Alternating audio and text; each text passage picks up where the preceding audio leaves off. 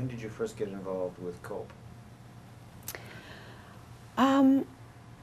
I got involved with C.O.P.E, which was my first political party.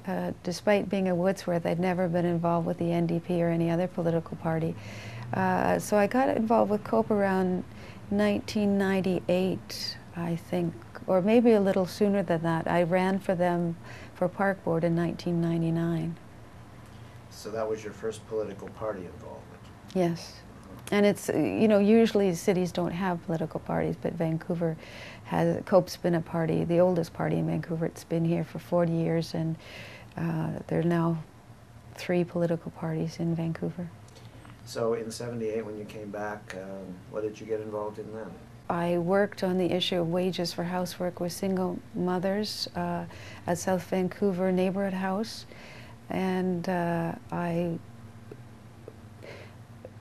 few of us organized the Woman to Woman Lesbian Art Show at Women in Focus Gallery. I helped organize the first Lesbian Herstory Dinner we had at the First United Church, packed out auditorium, where we had a panel discussion about the early days in Vancouver. I was the BC chair of the Action Canada Network, fighting the free trade agreements. Set up a gay and lesbian drop-in at Carnegie Community Centre. What year was that? Late 90s. So that was after the Women's Community Centre on Commercial, or the Lesbian Community Centre on yes. Commercial? Yeah. Okay. I was very involved with the fight against the free trade agreement, and certainly wrote about the implications in Kinesis, and I did some articles and interviews for Angles and spoke on Co-op Radio, and tried to get Extra West interested in different issues from a different angle, which was not very successful in those days. That's why we were called Angles. That's right, you did wonderful work. It was a very good newspaper, and we still need a paper like that. I was working as a community organizer in the Downtown Eastside for 10 years, and then the last few years that I also was hired to coordinate the Seniors Summit, which was a provincial seniors organization.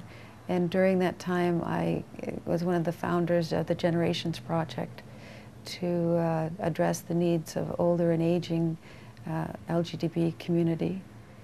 I was elected to City Council as an open lesbian in 2002, and was able to host a Pride celebration in the council chambers with leaders of the LGBTQ community, speaking out about what our history had been like and where we wanted to go from here.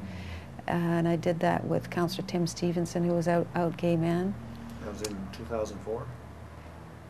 No, that was 2003. Oh, okay. And then 2004, we hosted Pride outside on the steps of City Hall and painted the steps the rainbow. And Tim married a couple there, and we kicked off the Pride. And then when our party split, I lost my seat. And then I worked on the World Peace Forum and made sure that that had a queer element to it. And then I was re-elected in 2008 and was able to get agreement from the other party that we set up an LGBTQ, a women's advisory, a seniors advisory, a multicultural advisory, and a disability advisory committee. So 5 new committees at City Hall.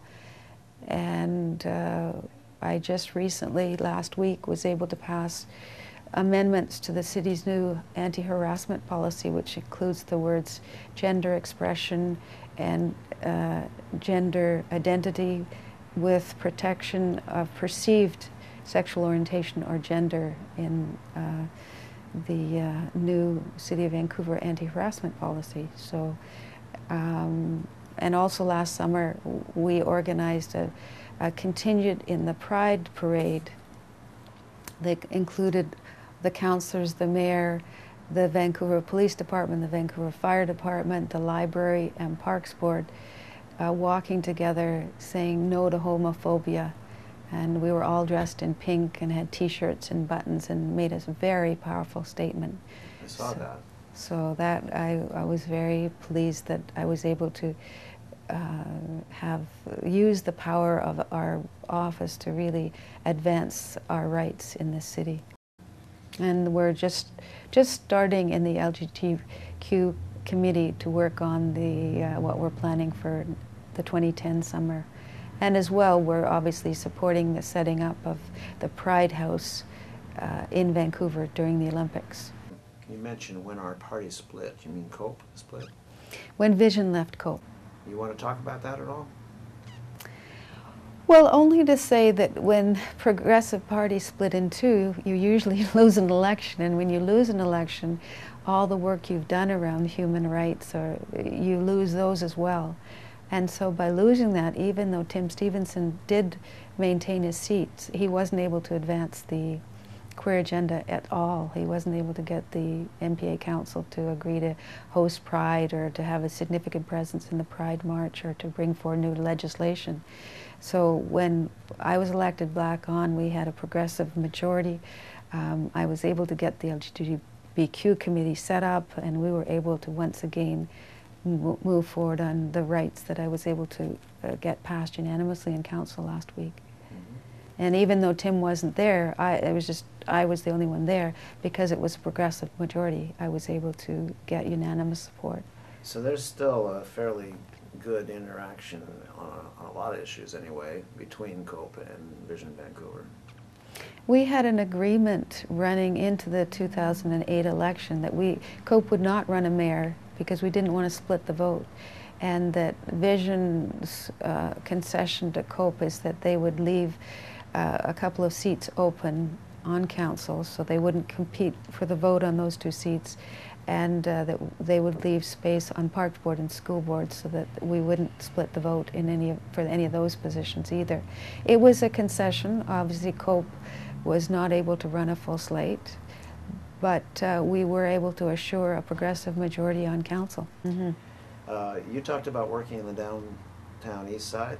I guess, was that after or while Jim Green was still involved in that? I worked in the Downtown Eastside from 1992 to 2002. The first time I worked with him was when we ran for council together in 2002. He ran for mayor in 2005. That was a tough election. That was close. Well, you know, if Jim hadn't been so negative to C.O.P.E., I think that he would have had enough votes to have become the mayor. Vision Vancouver, is there still a workable relationship? Yeah, we